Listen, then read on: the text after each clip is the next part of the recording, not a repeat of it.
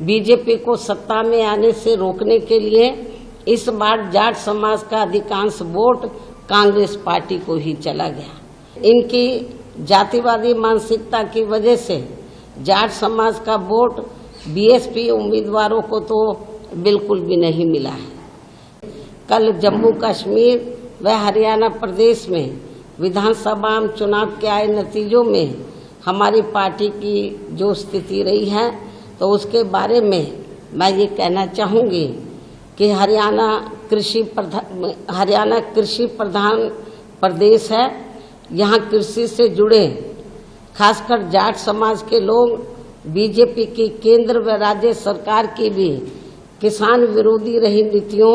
व कार्यशैली आदि से कतई भी खुश नहीं रहे हैं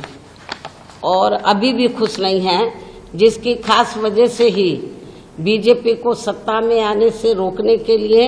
इस बार जाट समाज का अधिकांश वोट कांग्रेस पार्टी को ही चला गया, जिससे फिर इनेलो व बीएसपी के बने गठबंधन को भी इस समाज का वोट एक आधी सीट को छोड़कर लगभग ना के बराबर ही मिला है।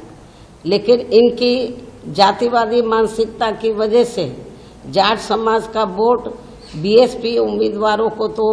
बिल्कुल भी नहीं मिला है, जबकि बीएसपी का दलित बेस वोट पूरा का पूरा इनेलो के उम्मीदवारों को ट्रांसफर हुआ है। इतना ही नहीं बल्कि श्री चौटाला परिवार से जुड़ा जाट समाज का भी वोट इनमें आपस में फूट होने की वजह से फिर इसका भी ज्यादातर लाभ बीजेपी को ही मिल गया है। वहीं दूसरी तरफ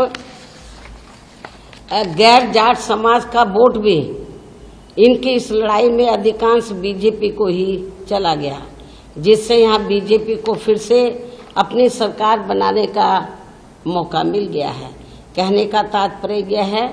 कि इस बार हरियाणा प्रदेश का ये चुनाव जाट व गैर जाट समाज में ही बंटकर रह गया और इन सब से फिर बीएसपी को काफी नुकसान हुआ है। हालांकि बीएसपी के लोगों ने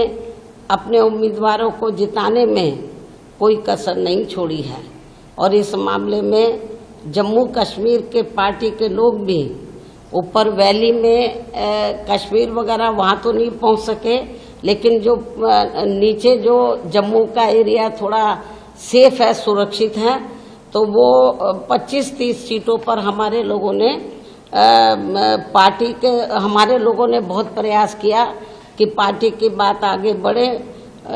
और हमने कुछ कैंडिडेट भी खड़े किए। हालांकि इस संदर्भ में आप लोगों को ये मालूम है कि देश में इस बार 18वीं लोकसभा के हुए आम चुनाव में खासकर कांग्रेस के इंडिया गठबंधन ने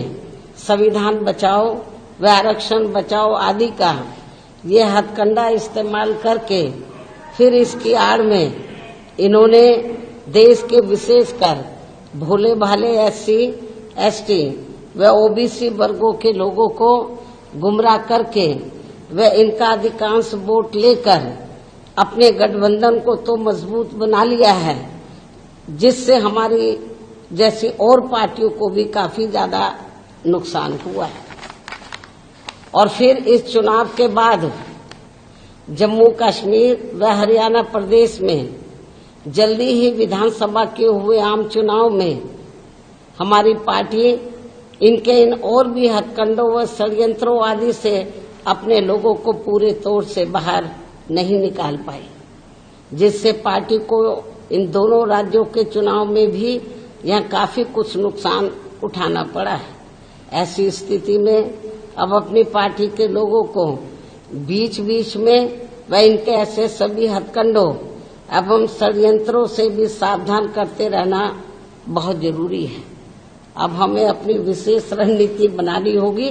तो अब ये नहीं कि इलेक्शन में ये लोग क्या बता रहे हैं, हमें अभी पहले की तरह कैडर के जरिए तो हमें बीच बीच में कैडर के जरिए बीच बीच में